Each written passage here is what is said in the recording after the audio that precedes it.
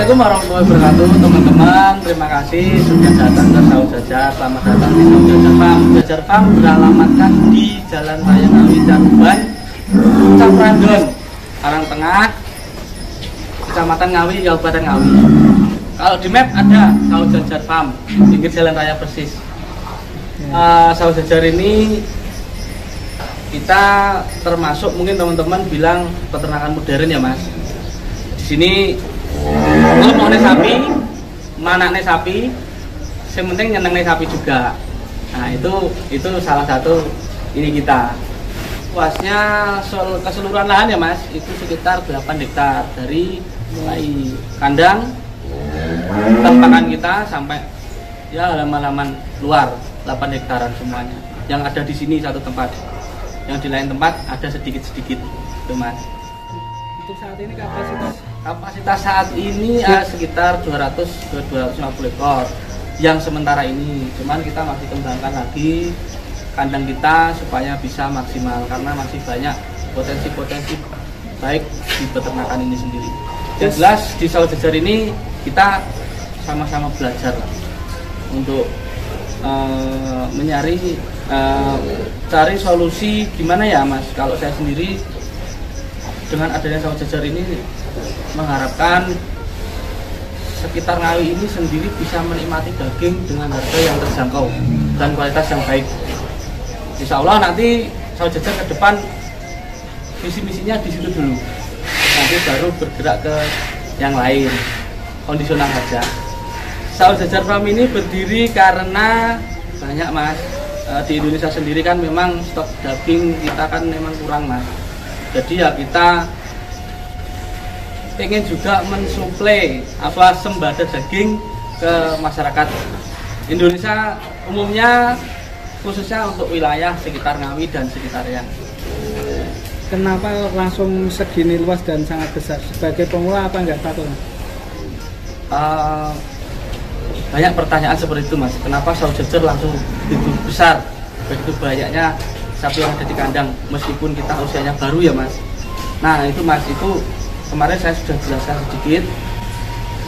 Kita mau belajar 1-2 dengan 10-20 itu sama mas. Nah karena kita didukung dengan tempat yang memungkinkan kita untuk populasi kita banyak, ya kita belajar itu dengan populasi banyak mas. Nah dari banyak itu nanti kita ketemu garis tengahnya. Oh sapi yang dari sini kendalanya seperti ini harus kita pecahkan. Sapi yang jenis ini kendalanya seperti ini kita pecahkan. Nanti akan ketemu garis tengahnya. Nanti baiknya seperti apa, dari mulai pakan, perawatan dan sebagainya itu mas. Langkah awal Saud Jajar kan untuk mendirikan ini gimana mas? Spontanitas mas sebenarnya mas. Sebenarnya enggak di skenario begini-begini enggak mas. Spontanitas. Kok lihat di Indonesia ini stok daging kayaknya kurang dan pasarnya bagus, ya kita mencoba bisnis di persapian ini. Langkah awalnya belajar apa dulu mas? Kalau langkah awalnya gini mas, kita mengamati sapi dulu dari pasar satu ke pasar lainnya. Kita belajar pergerakan pasar sapi sendiri. Kita lihat, kita ikutin dulu dari mulai media sampai ke lapangan secara langsung. Kita lihat secara langsung perputarannya seperti apa sih sapi itu gitu. Nah dari situ kita bisa menyimpulkan, oh pergerakan pasarnya seperti ini. Nah kedua, kita tentukan bibit yang akan kita ambil, bakalan atau sudah memang prospek kita gemukkan. Terus untuk konsep kandang sendiri gimana mas? Kita konsep kandang Saud Jajar ini memang kita mengacu ke yang terutama kenyamanan sapi mas. Jadi ya ada sebagian blok yang memang kita kasih luas, ada yang ini paling itu di sini menurut teman-teman ya, di sini yang sudah masuk ke sini, mas kok kandangnya jaraknya lebar-lebar. Nah itu salah satunya membuat sapi itu nyaman. Terus untuk biaya keseluruhan awal itu gimana? Kalau biaya keseluruhan mas, waduh banyak sekali mas, banyak sekali. Enggak usah gitu. Berapa kira-kira? Banyak mas, banyak, pokoknya banyak. Kok sempat kemarin ada di video ada angka 5 gini. Ada gini lah, bisa begini, bisa begini. Itu mencakup dari infrastruktur dan daya pembelian sapinya, Mas. Dari perkiraan awal apakah biaya itu mau membengkak, Mas? Awalnya nggak sampai seperti ini ya, Mas. Ya saya tadi spontanitas kita kok awalnya kan kita memang senang di sapi, Mas. Nah dari senang itu merembet sampai begini lah, Mas. Ini belum puncaknya ini. Ya tapi sudah mendekati finishing pembangunan tahap awal. Apakah saat ini seringnya main ke farm-farm ya, Mas, sampean itu beli sapi kok langsung dibeli itu gimana, Mas, konsepnya? Apa nggak beli ke petani aja, Mas? Mas, saya jelaskan sedikit. Kalau saya beli ke farm, itu di farm itu biasanya sapinya sudah terawat baik. Kita bisa milih sesuka hati kita, sesuai selera kita. Kan lebih gampang lah, negonya kita milih bahan yang sudah ada daripada mohon maaf tadi ke petani ya, Mas. Kita keliling kampung, kadang itu dapat 1, kadang ya dapat 2, sudah makan waktu.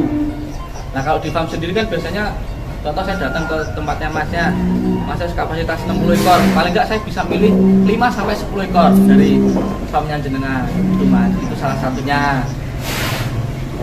Terus untuk saat ini kapasitas 500 ekor, perawatannya gimana, Mas? Kalau perawatannya ya sederhana, Mas.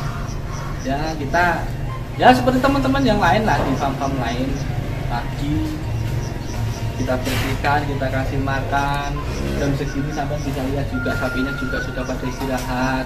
Nanti setelah zuhur ABK nggak ada yang masuk ke ini, Mas, ke kandang ini, sapinya biar istirahat. Nanti menjelang sore baru nyambur sore. Itu aja sih, Mas. Biar sapinya benar-benar nyaman. Untuk saat ini pakai full pakan kering atau tambah komburan? Full kering, Mas, semuanya kering. Kecuali sapi baru, adaptasi baru biasanya dari kandang A pindah ke kandang saya, itu ini, Mas. Dari sana biasanya basah, kita mengikuti basah, kita beri kadar air sampai akhirnya kering. Itu ada yang membutuhkan waktu dalam jangka 2-3 hari, ada yang langsung bisa adaptasi, ada yang butuh seminggu, 2 minggu, ada seperti itu.